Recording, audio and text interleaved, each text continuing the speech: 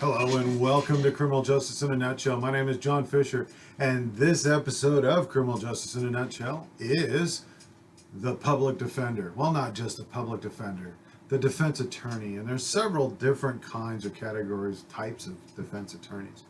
But let's start in general. The defense attorney is the constitutional legal representative of a suspect or a defendant within a court hearing.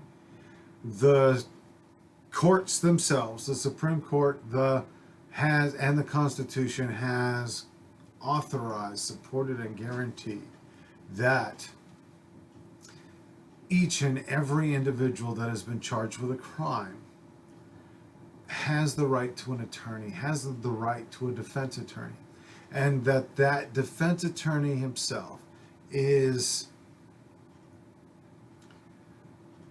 works for his client, which is the suspect or the defendant in the case. And this defendant, whether or not he's guilty or not, doesn't really matter, doesn't really care in the minds of the defense attorney. I asked a friend of mine who's a defense attorney here in town, and I said, "Hey, Rick, how can you defend somebody who's guilty of a crime?" And his response was kind of unique. It was, "How do you know he's guilty?" I go, "Well, the evidence says he's guilty." No, the evidence does not say he's guilty. What says somebody is guilty is a jury or the defendant when he makes a plea bargain and says, "Hey, I'm guilty." And he goes, a jury defines guilt and he finds guilt. My job as a defense attorney is to ensure that due process is carried out, to diligently work for my client in a way to ensure that his constitutional due process works. He said, "I don't ask people if they're guilty. I don't care if they're guilty. That's not my job. My job is to make sure that they get an adequate defense and to ensure that due process is met. My job as a defense attorney is to protect my client from state oppression, not to determine guilt. That's done by the jury or the judge if that's what the case." And I said, "Well, if I ever get in trouble and do anything stupid, I'm going to come hire you." He just smiled and said, "You'll never go to court if you get in trouble in this town. You're friends with the DA, and he's the one that decides who gets charged or not." And I just laughed and said, "Yeah, he'll throw me under the prison." And then he laughed. Okay, so let me premise the rest of this about the defense attorneys with this one thought. You get what you pay for. Okay. The Miranda right guarantees you the right to an attorney. This right to an attorney starts the minute that the accusatory process of the criminal justice system starts. So once the police start accusing you of a crime, you have the right to an attorney.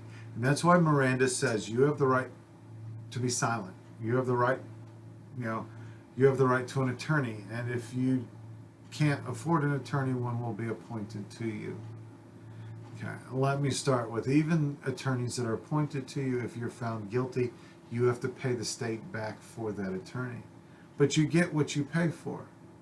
And people work for their clients, for the people that pay them. Okay, so let's look at this. The defense attorney is part of the courtroom work group.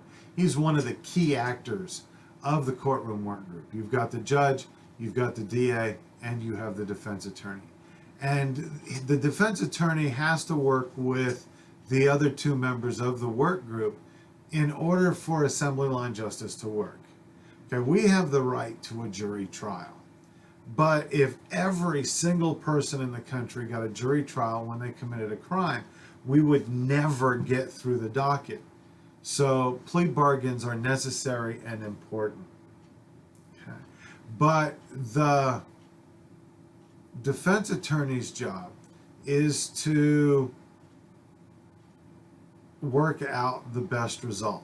The best result might be probation rather than jail or prison. It might be a location of where you're going to serve your time. Or it might, the defense attorney's job is to look for the best outcome, the best result. If I am on trial for aggravated sexual assault and my defense attorney is able to talk it down to simple assault with no sexual aggravation, no sex offender registry, I have to serve 2 years on probation. That's going to be a win. That's going to be considered a win for a defense attorney. Okay, it's not just getting the people off.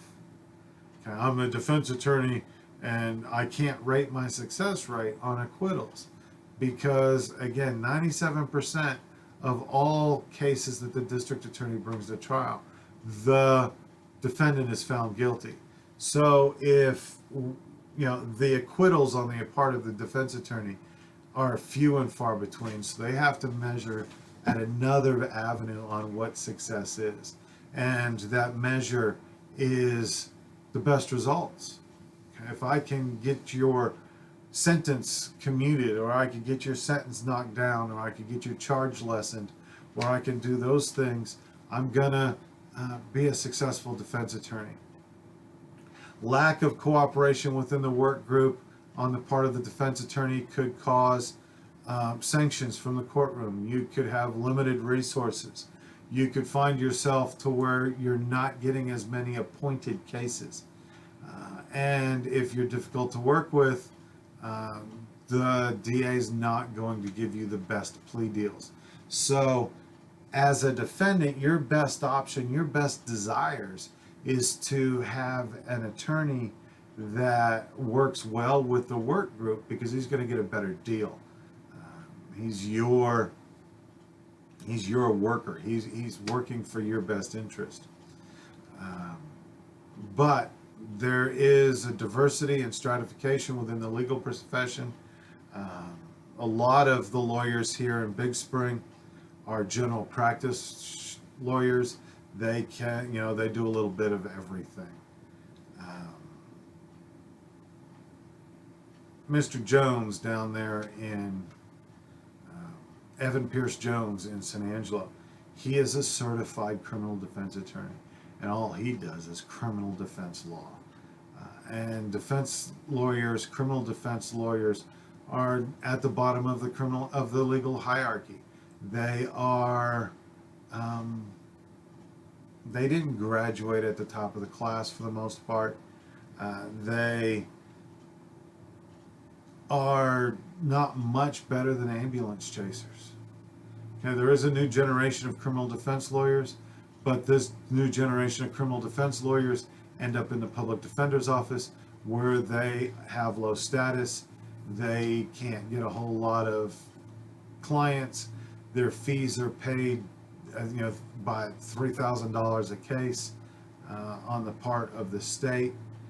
And then collecting those fees can be nearly impossible because if your guy ends up in jail or he ends up in prison, how's he going to pay you? So a lot of people do require payment up front, but being a criminal defense attorney is really, really, really hard to do, and you're not going to become a multimillionaire unless you can get a client like O.J. Simpson or the owner of DuPont, I can't remember his name right now, or Charles Manson.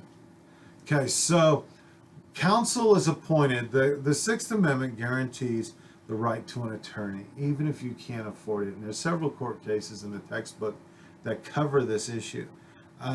But again, you get what you pay for. So if you are getting a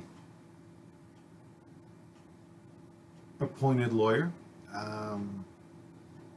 there's several ways of going about that. The first is assigned counsel, and that is the appointment of a private attorney that's available from a list. And a case comes up, the magistrate, the justice of the peace says, okay, there's probable cause, you've been arrested for possession, you're facing a misdemeanor, Class A misdemeanor. Who is your attorney? Well, I can't afford an attorney. Okay, well, I have all these attorneys on this list.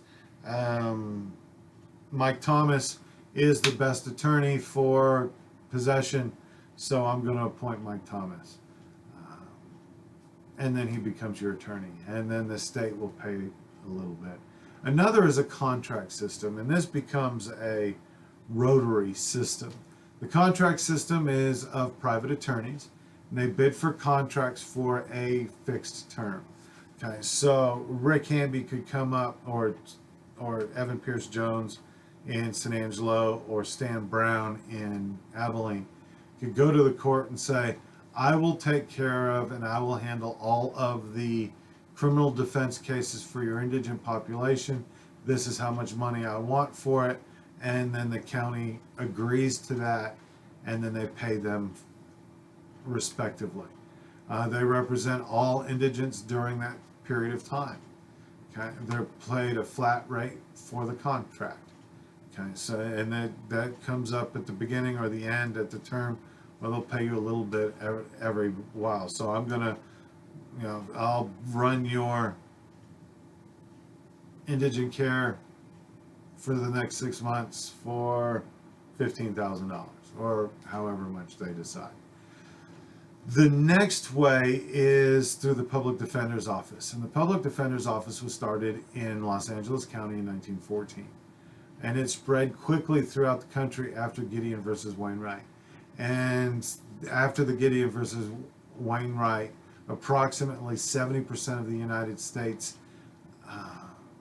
indigent population are represented by a public defender.